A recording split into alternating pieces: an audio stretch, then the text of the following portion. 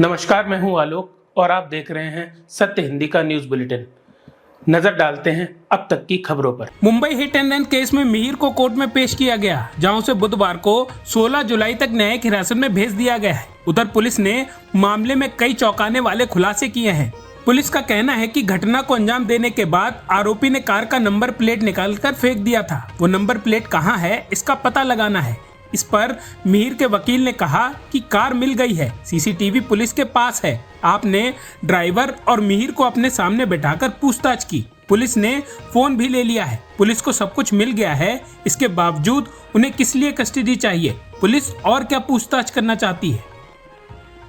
मुंबई के वर्ली में hit and run मामले में मुख्य आरोपी मिहिर शाह के पिता राजेश शाह एकनाथ शिंदे की शिवसेना में पदस्थ नेता थे। इस घटना के बाद बुधवार को शिवसेना ने इस मामले में एक बड़ा फैसला लेते हुए राजेश शाह को पार्टी के उपनेता पद से हटा दिया है। शिवसेना शिंदे के आदेश के बाद ही उन्हें पद से हटाया गया है। इस मामले में शिवसेना यूबीटी नेता उद्धव ठाकरे ने पीड़ित महिला कावेरी के पति प्रदीप से मुलाकात की। इसी बीच सरकार ने पीड़ित के लिए 10 लाख रुपए के मुआवजे का भी ऐलान किया है।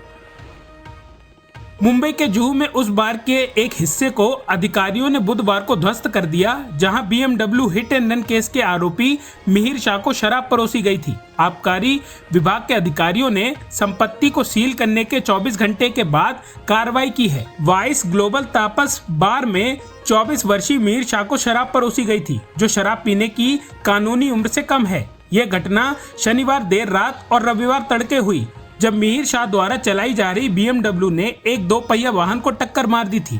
इसमें 45 वर्षीय महिला की मौत हो गई थी और उनका पति घायल हो गया था। राष्ट्रीय स्वयंसेवक संघ से जुड़ी एक मैगजीन ने देश के कुछ इलाकों में मुस्लिम आबादी बढ़ने के साथ डेमोग्राफी में आ रहे बदलाव के बढ़ने का दावा किया है। साथ ही एक व्यापक राष्ट्रीय जनसंख्या नियंत्रण नीति की जरूरत की बात कही है। ऑर्गेनाइजर में छपे संपादकीय में जनसंख्या के इलाज के क्षेत्रीय संतुलन पर चिंता जताते हुए नीतिगत हस्तक्षेप की वकालत की गई है। संपादकीय के अनुसार राष्ट्रीय स्तर पर जनसंख्या स्थिर होने के बावजूद ये सभी धर्मों और क्षेत्रों में समान नहीं है। कुछ क्षेत्रों, खासकर सीमावर्ती इलाकों में मुस्लिम आबादी में उल्लेखनीय वृद्धि हुई है।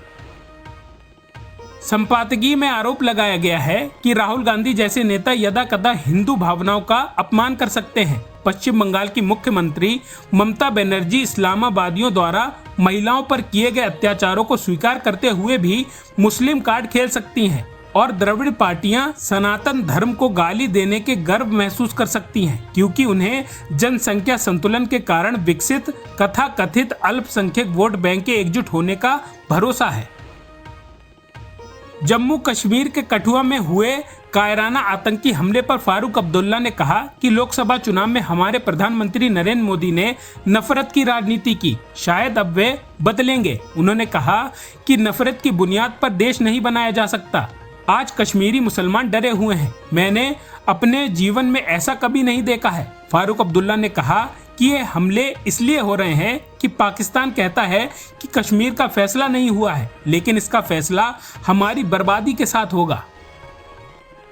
अरविंद केजरीवाल को लेकर ईडी की चार्जशीट में बड़े खुलासे हुए हैं। इस चार्जशीट में कुल 38 आरोपी हैं। इस चार्जशीट में 37वें नंबर पर अरविंद केजरीवाल हैं और 38वें नंबर पर आम आदमी पार्टी आरोपी है। चार्जशीट के मुताबिक अरविंद केजरीवाल साजिशकर्ता हैं। गोवा इलेक्शन रिश्वत के पैसे के इस्तेमाल की उन्हें जानकारी थी और वो भी इसमें शामिल थे। चार्जशीट में अरविंद केजरीवाल और आरोपी विनोद चौहान के व्हाट्सएप चैट की डिटेल भी दी गई है।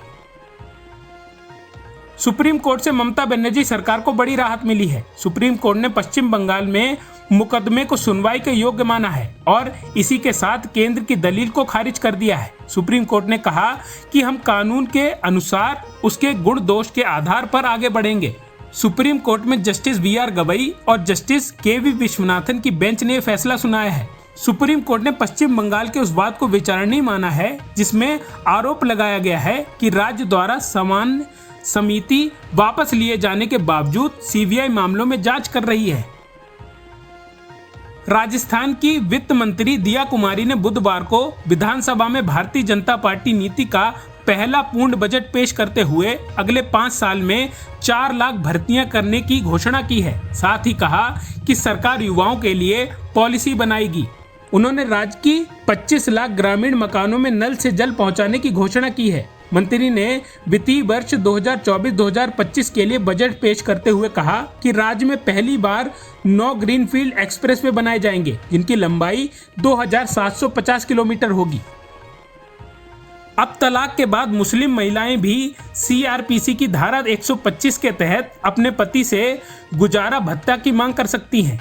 एक ऐतिहासिक फैसले में सुप्रीम कोर्ट ने घोषणा की है कि पत्नी के भरण पोषण के अधिकार से संबंधित दंड प्रक्रिया संहिता की धारा 125 सभी विवाहित महिलाओं पर लागू होती है, चाहे उनका धर्म कुछ भी हो। सुप्रीम कोर्ट के फैसले से साफ तौर पर कहा गया है कि मुस्लिम महिलाएं भी तलाक के बाद भरण पोषण मांगने के लिए इस प्रावधान का सहारा ले सकती हैं। उत्तराखंड के मंगलौर में बुधवार को उपचुनाव के मतदान के दौरान मुस्लिमों को वोट डालने से रोका गया। उनके विरोध करने पर भाजपा कार्यकर्ता द्वारा उन्हें पीटने का आरोप है। हालांकि पुलिस ने इसे 2 गुटों का विवाद बताया है। दूसरी तरफ पश्चिम बंगाल के रायगंज में भी हिंसा का समाचार है। मंगलौर में कांग्रेस उम्मीदवार काजी निजामुद्दीन ने बताया कि उपद्रवियों ने खुलेआम गोलीबारी की। ये लोकतंत्र पर हमला है, कई लोग घायल हो गए हैं। उन्होंने कहा घायलों को अस्पताल पहुंचाने के लिए कोई एम्बुलेंस या कोई व्यवस्था नहीं थी। ये घटना लिबरेड्डी गांव में हुई है। लिबरेड्डी गांव में वोट डालने जा रहे मुस्लिमों को लाठी डंडों से पीटने का आरोप है। कईयों को चोट आई है। कांग्रेस प्रत्याशी काजी निजामुद्दीन घायलों को अस्पताल ले गए हैं। उत्तर भारत समेत देश के कई हिस्सों में बारिश से लोगों का बुरा हाल है। मानसून के आने से मुंबई, दिल्ली समेत कई शहरों में तो बारिश के कारण सड़कों पर पानी का सैलाब जमा हो गया है। मौसम विभाग की माने तो अभी कुछ दिनों तक बारिश से निजात नहीं मिलेगी। आईएमडी ने अगले 24 घंटों में उत्तर प्रदेश, बिहार, मध्य प्रदेश, असम और मेघालय में भारी बारिश को लेकर ऑरेंज अलर्ट जारी किया है। आईएमडी की माने तो पश्चिम बंगाल, सिक्किम, अरुणाचल प्रदेश में 11 जुलाई 2024 तक तेज बारिश हो सकती है। इन राज्यों में भी भारी बारिश को देखते हुए ऑरेंज अलर्ट जारी किया है। अब तक की खबरों में बस इतना ही। आगे की खबरों के लिए बने रहिए सत्यहिंदी.com पर।